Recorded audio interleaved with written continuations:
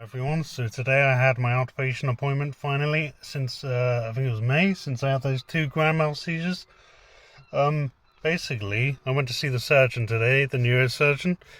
He has a treatment plan. This is like basically what they did, like not a follow up, but some notes that were taken for me.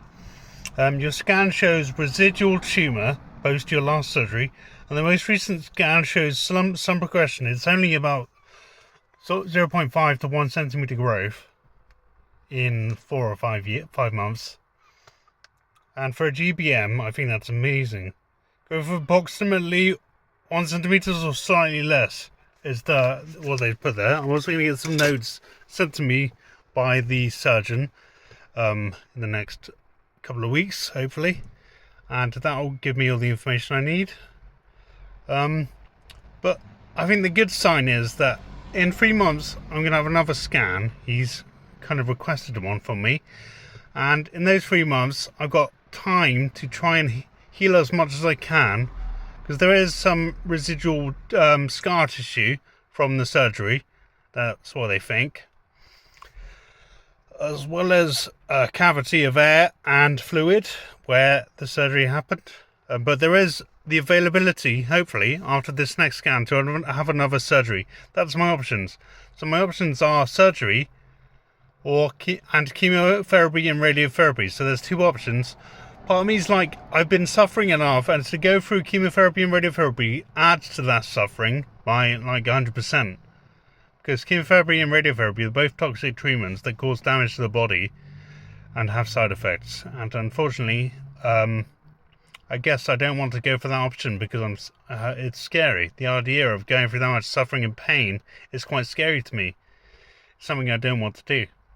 But the surgery I'm okay with for some reason. I've got the willpower and the bravery to go through surgery again.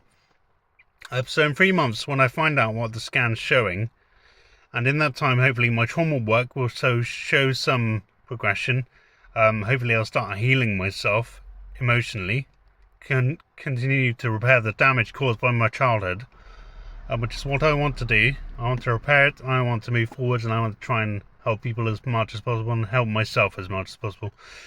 And I can only do that with the support and love of people that help me and care about me. And that's each one of you. You're all my supporters, all my fans, all my biggest supporters and helpers. Everyone who's donated, I would love to thank you for everything you've done, because I think without you I wouldn't be alive now.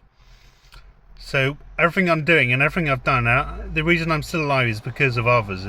It's also because of myself. I made choices to do the right things, as you should when you get cancer. You should always make the choice to do the right thing for yourself and your body and try and heal. And my goal is to heal. So I need help, I need support, I need love, I need support from my friends and family. And hopefully in 3 or 4 months, we'll organise this surgery, and there'll be another option for me. There'll be the ability to have a surgery. There will be side effects from the operation, which will be issues on my left side, I think, again. So things like slight paralysis in my arm, and it can cause issues for the body, essentially. But it's something that I think I might have to do, because as a GBM, it is still trying to be aggressive. But everything I've done has suppressed it to a point. But I need to do more, okay? And this trauma work can really help me. And I believe it's going to help. And also, the surgery.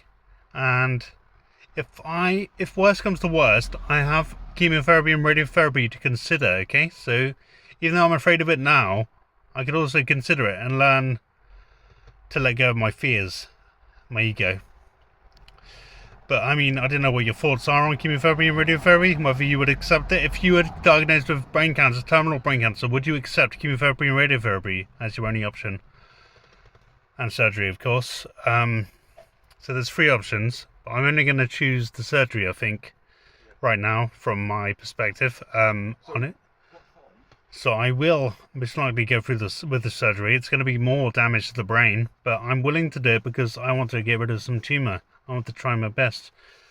And this time he said he'll probably remove more skulls, so they can access more tumour, because last time he did a tiny hole, like a square, and he was only able to see a certain amount, so he didn't resect all of it. This time he wants to be able to do a bigger hole so he can see more into the brain, a bigger hole so he can access more and hopefully remove more, because obviously he wants to do his best. I'm glad he does. And yeah, progression, eh? So I'd like to say that, yeah, after 10 years I'm still doing really bloody well, and it's fucking fantastic that I'm doing amazingly well. I went there with fear that he was going to give me bad news, and the only news I got was actually fairly good. The idea that I have possibilities in my future, that I don't have to live in fear of what may happen. I've got my answers in my MRI scans. I've got my neurosurgeon to diagnose and report on that and help me. So yeah, that's all happening, and I'm doing really well. For a GBM patient to have achieved what I've achieved, he actually said it's fantastic, it's amazing. You know, it's something that not many GBM patients achieve. Normally a year is the limit, 15 months is the max. But I'm 10 years in, and I'm still going. I'm still going to go, and I'm still going to continue, and I've still got options. So I don't have to give in to my fear, okay? I can give in to love, because that's more important. Love is way more important to all of us. Believe in love. I believe in healing, I believe in love, okay? Lots of love to you all, and I hope you watch this and you listen to my words, and that you support me in any way you can. Love you always. Speak to you soon. Take care. Pablo. Bye.